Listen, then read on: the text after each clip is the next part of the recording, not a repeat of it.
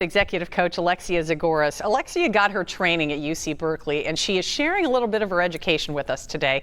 We're focusing on one of the toughest parts of life, being present. Good to see you, Alexia. Thanks for coming in. So tell me a little bit about this training you got at UC Berkeley called the Fourfold Way. What is that? So Angeles Arian taught in business how to connect with people. So she noticed that the productivity was trumping relationships. And she said leadership is really about relationships and connecting with people.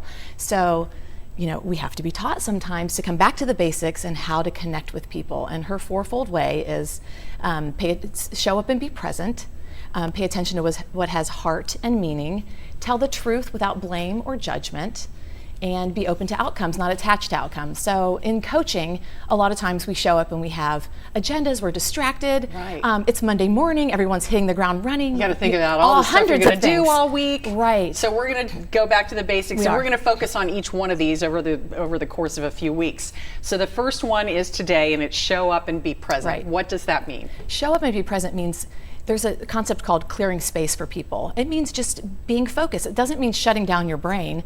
It's not a meditation practice. It is really just being focused on the other person 100%, whether it's 5 minutes, 30 minutes, or an hour.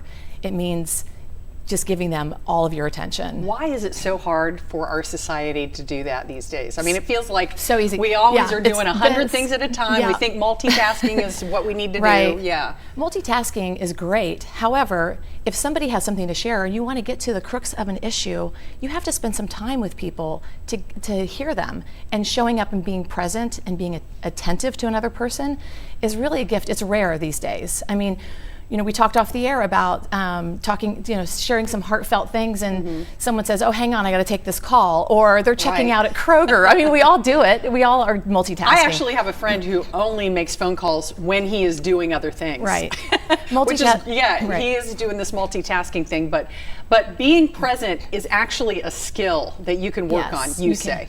How is that? Why is that? Well, I mean, like I said, we have all these things that are going on. We all have abundant lists, but just taking that moment, and whether you have to have a little thing on your wrist to remind you, whether you step away from a crowded room or put your phone down, or whatever it is you need to do, just clear the space for another person.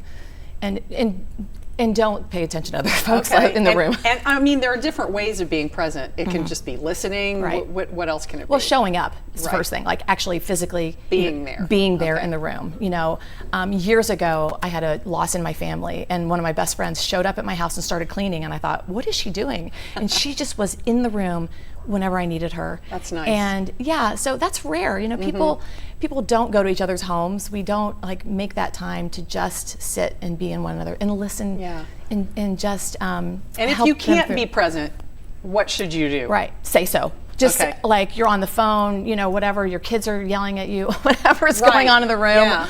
Yeah. Just say, listen, can I call you back in 10 minutes? And find that space. Pull over, stop in the parking lot. I've had very meaningful conversations in a parking lot on my phone with another person. And it takes 5 to 10 minutes versus playing phone tag and being distracted and not really hearing a person. And as leaders and parents and community leaders, what's more important than connecting with other people so that we can advance and collaborate and advance and help one another. That's very good. Yeah. Alexia, thank you so much. We'll focus on some of the other ones in the weeks to come, and we'll be right back with more Good Morning Cincinnati in just a moment.